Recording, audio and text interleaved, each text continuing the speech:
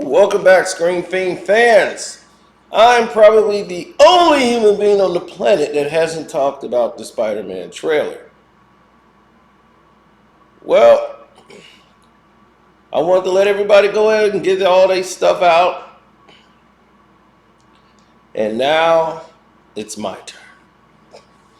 The Spider-Man No Way Home is going to be the biggest movie in Marvel's creation.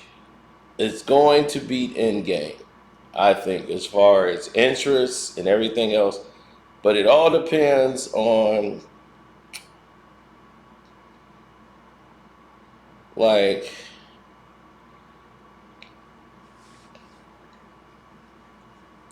movie theaters being crowded, the mandate.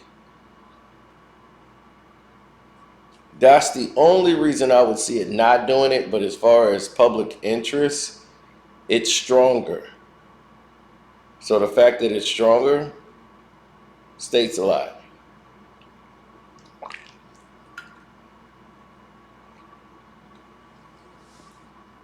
Now, when you start looking at like total picture at the end of the day,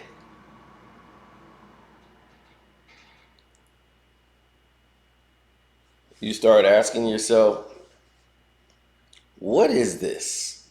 Because if any other movie had done this, been this colluded, we've been like, this is just too much. We know Peter Parker wants to erase everyone's mind of him being Peter Parker. Doctor Strange is the one that is going to perform this. We don't know why it's snow all on Bleecker Street. I guess that'll be explained later. So Doctor Strange goes in to perform a spell that's going to do it after he was warned by Wand not to use that spell. But he does it anyway. Then he goes heads and does this spell. Peter Parker screws it up by not staying still and keeps talking in the middle of the process. Spell gets out of control and merges the multiverse into one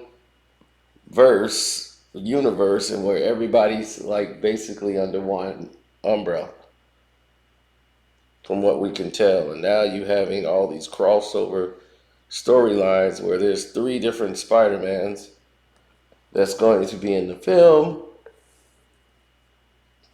as we have three different stories all playing out as one.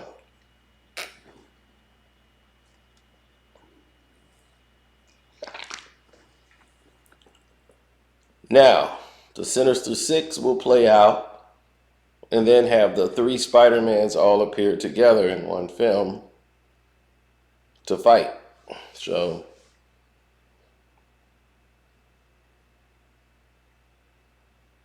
it would be quite interesting, to say the least. Now, with everyone knowing Spider-Man's identity, it kind of takes the mystery out of it, or the weirdness out of it, because everyone knows who he is.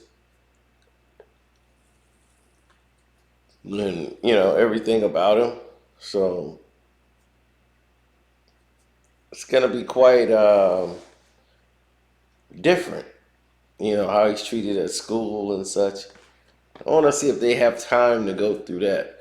It's just a bunch of lights and explosions. I'm not quite sure you're going to get the same effect that you would if that didn't exist.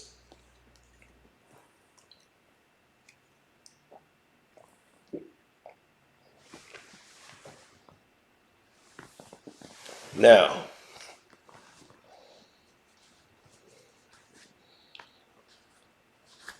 talking about taking it to another level, I think the majority of the stunts, the action, There's going to be a lot of comedy in there. But let's talk about the things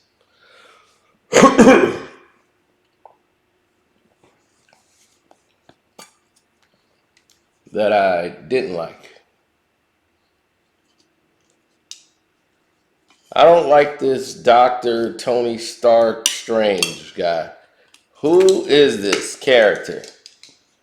This guy appears to be almost a goofy and totally not as the character Dr. Stephen Strange. It's like they needed a new Tony Stark and he was the only one available at the time. It's like you got a Tony Stark, we don't need another Tony Stark. Doctor Strange's character